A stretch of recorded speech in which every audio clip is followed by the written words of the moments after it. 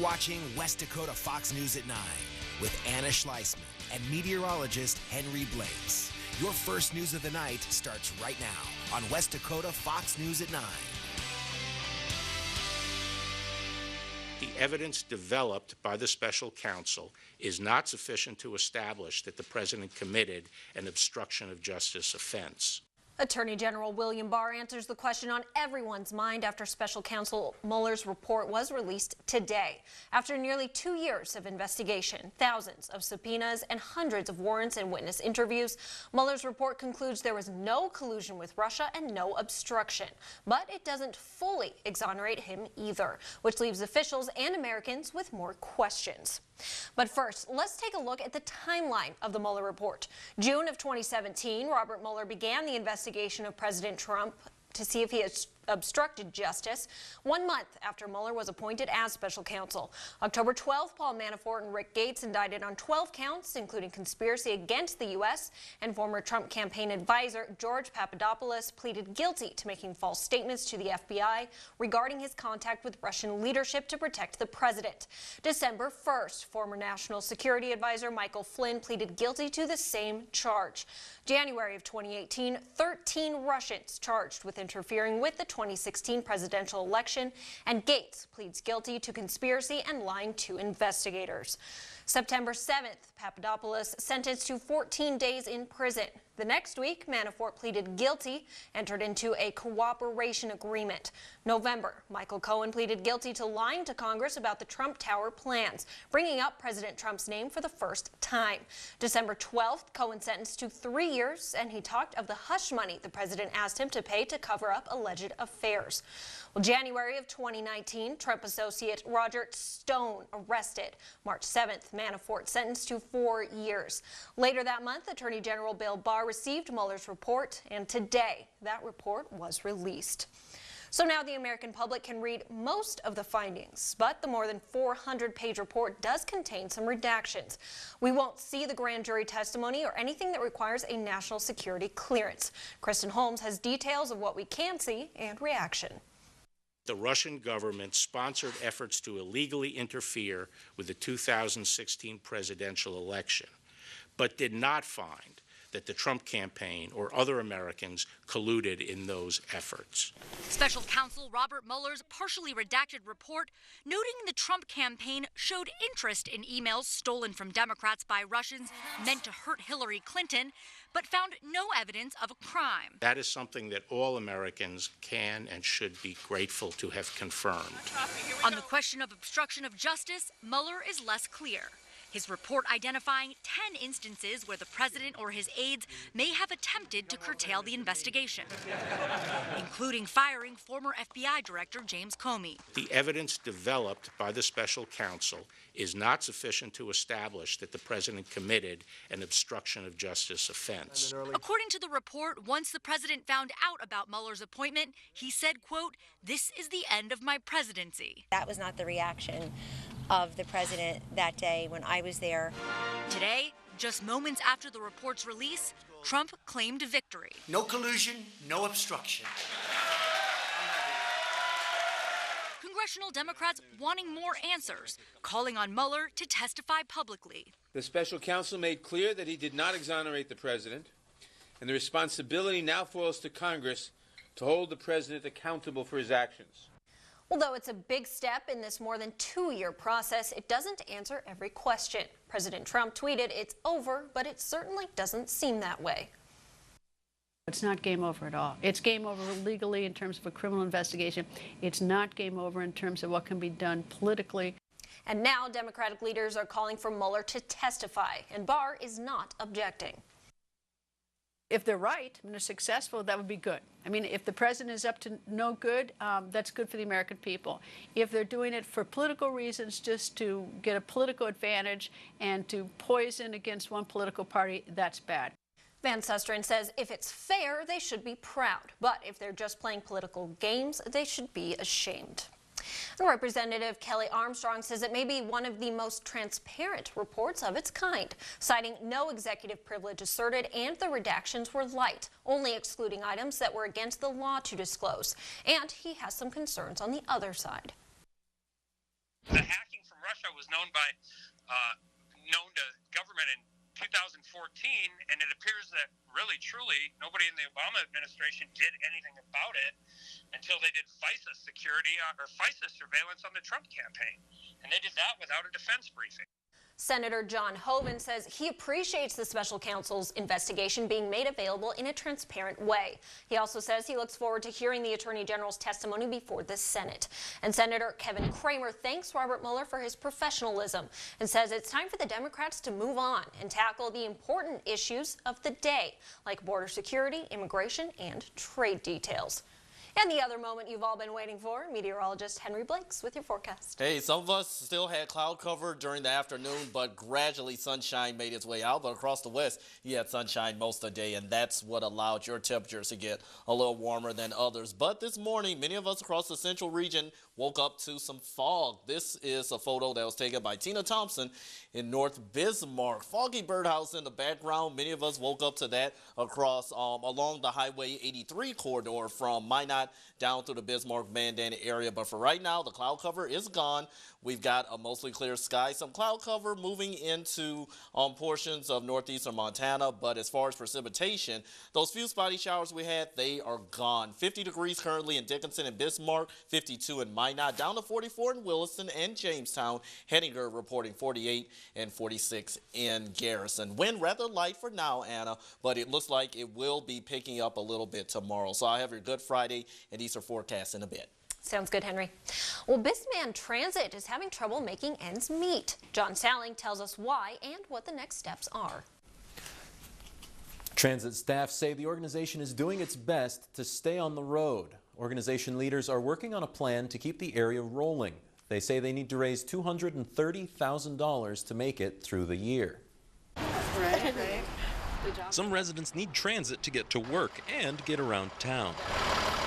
Bismarck is a little bit spread out, so, you want to get to places, you want to be able to get there and stuff, in time. The development plan offers ideas for how to improve transit and save the budget. Right now, we're not implementing anything. We haven't even started the discussion on what we could or should do. This is just a planning document that we can use for those discussions in the future. Some of the options in the plan include cutting hours or possibly ending the Purple Route. And a lot of people do ride the Purple Bus and all the transits.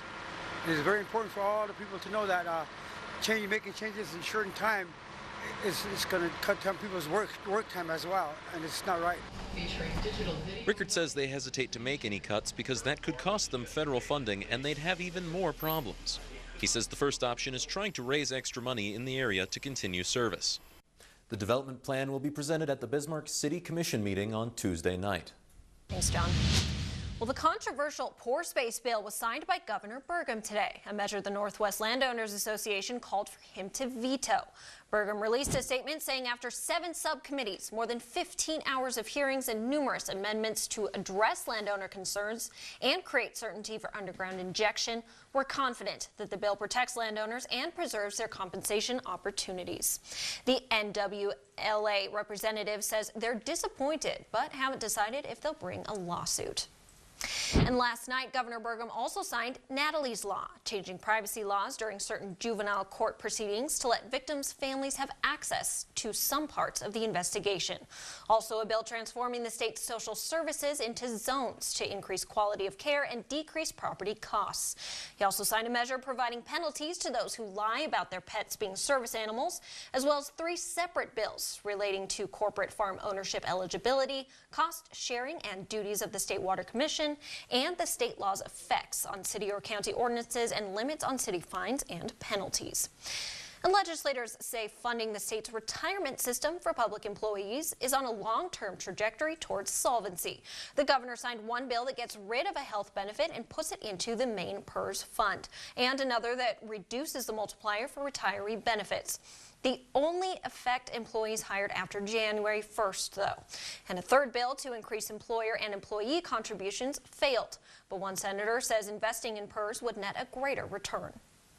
We need to provide that assurance to state employees that that fund is going to be there into the future. And we have that obligation, and it's time for us to step up to it. The plan should become solvent in 60 to 80 years. And voters approved the Legacy Fund in 2010 to set aside tax money in the state's general fund, but that could be changing.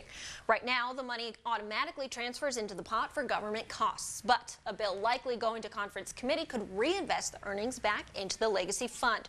Representative Corey Mock says the state can learn from mistakes Alaska made with a similar pot of money.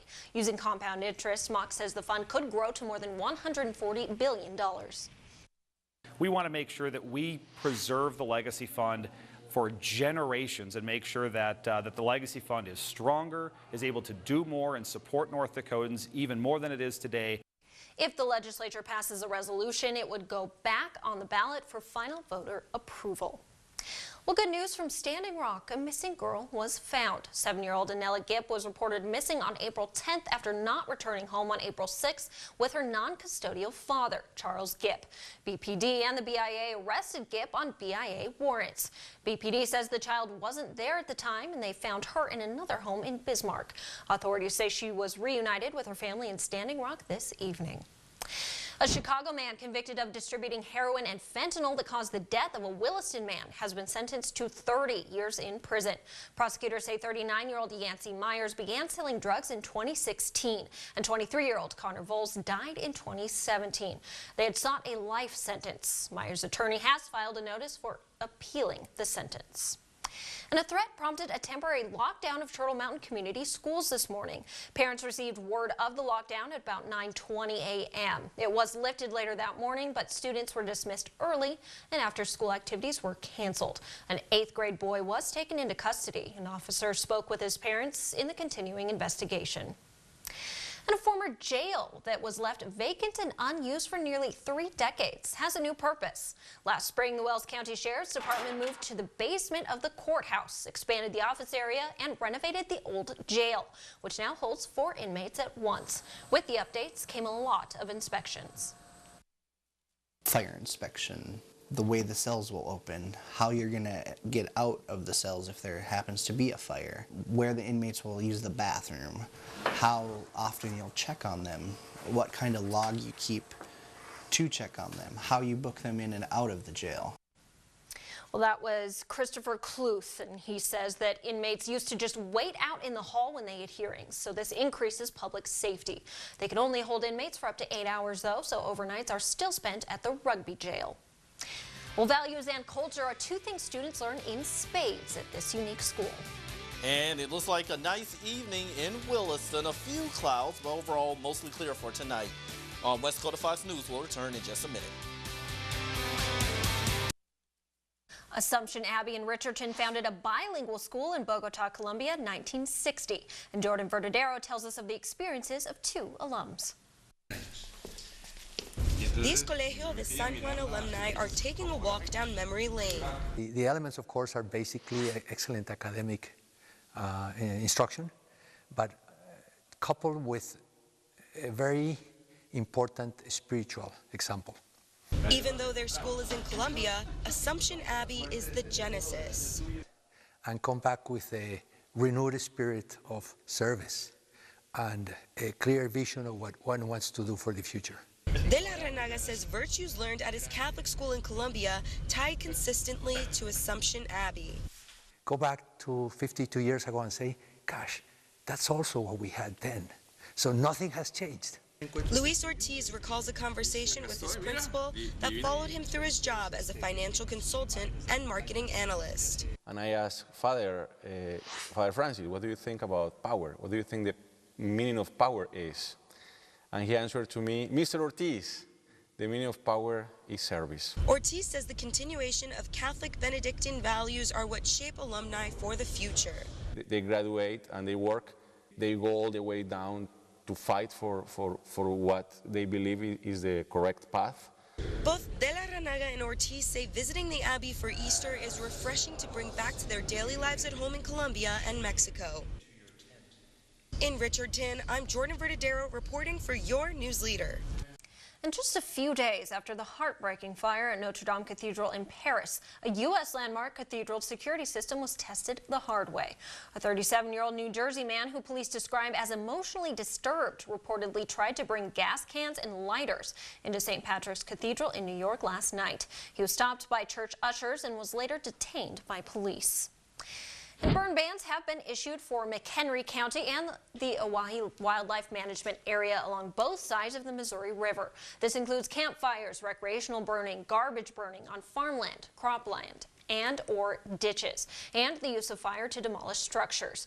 Near Oahe, that also includes General and East Sibley Park, as well as Kimball Bottoms and McLean Bottoms. And one Glen Olin man's attempt to make farming and ranching easier for himself actually turned out to help many of his peers as well.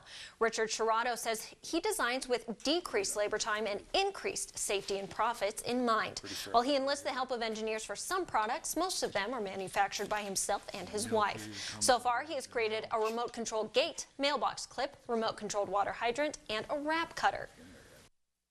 Designed to cut the net wrap off your big round bales. It can work to cut twine also. Sherrato also now partnered with Pride of Dakota to tap into more markets.